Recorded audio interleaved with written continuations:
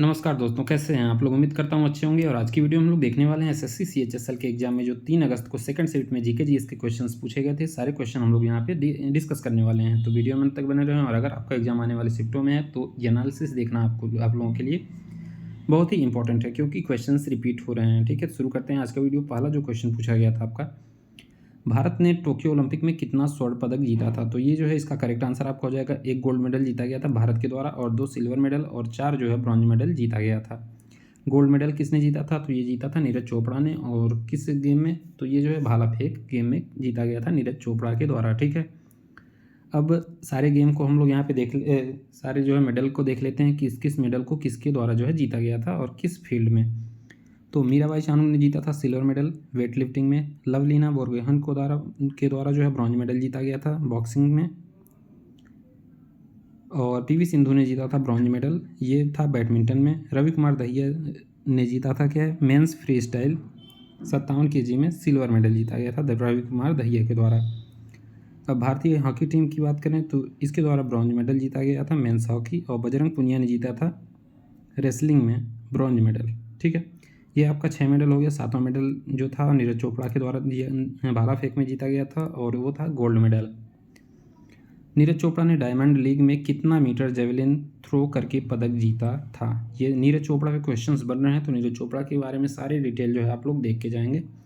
Diamond league आपका स्टॉकहोम्स में हुआ था 2022 में। 89.94 मीटर उन्होंने भाला फेंका था। नीरज चोपड़ा ने 87.58 मीटर भाला फेंक कर टोक्यो ओलंपिक 2021 में गोल्ड मेडल जो है जीतकर इतिहास रचा था। इतिहास क्यों रचा था, अब देख लेते हैं। अभिनव बिंद्रा के बाद किसी विश्व चैंपियनशिप स्तर पर एथलेटिक्स में क्या स्वर्ण पदक जीतने वाले ये जो दूसरे भारतीय हैं, पहले कौन थे, अभिनव बिंद्रा थे जिन्होंने शूटिंग में जीता था, और इन्होंने भाला फेंक में जीता है। मार्च 2022 में नीरज चोपड़ा को पद्मश्री से सम्मानित किया गया। ध्यान दीजिएगा, पद्मश्री से सम्मानित किया गया था। इंपॉर्टेंट क्वेश्चन है, पूछा जा सकता है। ठीक है, नेक्स्ट क्वेश्चन पूछा गया था, कुचिपुड़ी नृत्य शैली के प्रतिपादक वी सत्यनारायण शर्मा को जो है भारत सरकार द्वारा कौन सा पुरस्कार प्रदान किया गया था।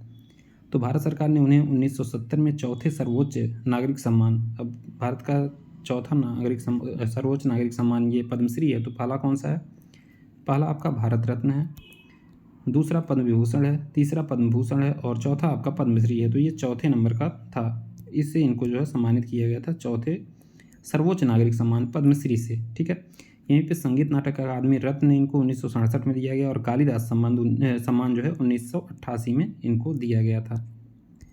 इसका आंसर आप लोग कमेंट बॉक्स में कमेंट करेंगे। जनरस का जो है एंटोनिम पूछा गया था, तो इसका आप आंसर कमेंट बॉक्स में कमेंट करेंगे।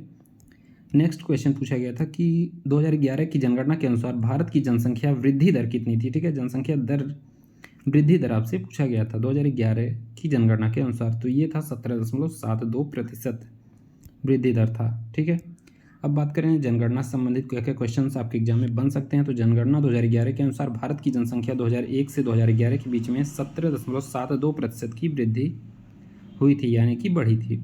जनगणना 2011 के अनुसार मेघालय की जनसंख्या वृद्धि दर 27.95% राज्यों में सबसे अधिक रही थी ये। ठीक है, यहीं पे केंद्र शासित प्रदेशों में सबसे अधिक जनसंख्या वृद्धि दर दादरा एवं नगर हवेली 55.88% रही थी। इसके बाद दमन और दीव का नंबर आता है। केरल की जनसंख्या वृद्धि दर सभी राज्यों की तुलना में सबसे कम, यानी कि 4.91% थी। केरल की जनसंख्या दर सबसे कम थी, राज्य की बात कर रहे हैं।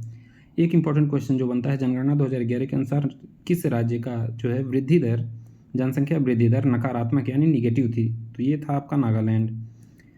2011 के अनुसार नागालैंड की जनसंख्या वृद्धि दर निगेटिव थी, यानी कि कितनी थी, -0.58%, यानी कि यहाँ जनसंख्या घटी थी, 0.58% जनसंख्या डिक्रीज हुई थी।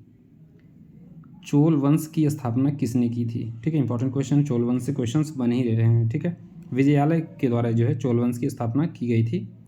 चोल साम्राज्य की स्थापना विजयालय ने की थी। उसने 8वीं शताब्दी में तंजौर साम्राज्य पर कब्जा कर लिया और पल्लवों को हराकर शक्तिशाली चोलों का उदय किया था इन्होंने। ठीक है, तंजौर को प्रख्यात चोल साम्राज्य की पहली राजधानी बनाया। राजा प्रथम ने शैव धर्म के संरक्षक होने के नाते तंजौर में महान राजेश्वर मंदिर, जिसे बृहदेश्वर मंदिर भी कहा जाता है, इसका जो है निर्माण कराया था इन्होंने।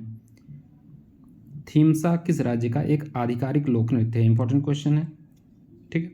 तो ये आंध्र प्रदेश का है। थीमसा आंध्र प्रदेश का एक आधिकारिक लोक नृत्य है। थीमसा या फिर ढीमसा नृत्य अराकू घाटी में, कई बार पूछ लेता है किस घाटी में ये डांस किया जाता है, तो ये अराकू घाटी में रहने वाले आदिवासी समूह द्वारा जो है किया जाता है।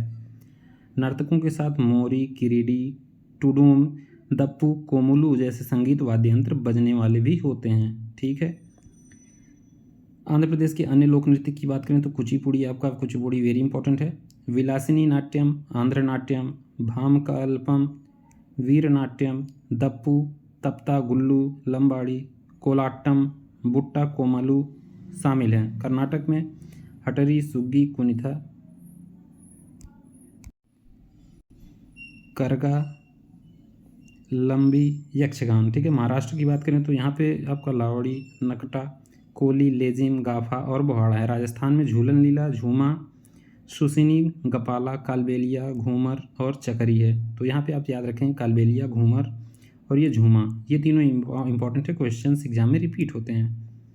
ओणम भारत के किस राज्य में मनाया जाने वाला त्यौहार है? इंपॉर्टेंट क्वेश्चन है, ये रिपीट हुआ है और ये केरल में मनाया जाता है। यह राजा महाबली के आगमन के उपलक्ष्य में मनाया जाता है और ये त्यौहार जो है 10 दिनों तक चलता है। किस राज्य में? केरल राज्य में।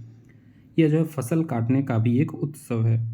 अब कुछ इंपॉर्टेंट त्यौहार देख लेते हैं जो कि कर्नाटक राज्य में मनाया जाता है। मकर संक्रांति, हम्पी त्यौहार, होयसला महोत्सव और करगा, ठीक है। केरल में मनाया जाने वाला त्यौहार ओणम, त्रिशूरपुरम, अराट्टू, अरनमुल्ला, ठीक है। गोवा में मनाया जाने वाला सिग्मो, साओ, जोआओ त्यौहार, गोवा कार्निवल और ईस्टर फेस्टिवल, ठीक है। ये सारे गोवा में मनाए जाते हैं। तमिलनाडु की बात करेंगे तो यहाँ पे मनाया जाता है थाईपुसम, करिगाई दीपम, ठीक है। तो नेक्स्ट आपका जो है समान कार्य के लिए समान वेतन भारत के संविधान में सुनिश्चित किया गया है। यह एक क्या है? तो ये जो है किस अनुच्छेद में है ये पूछा गया था। तो राज्य के नीति निर्देशक सिद्धांत का जो है एक अंग है कि समान कार्य के लिए समान वेतन दिया जाएगा।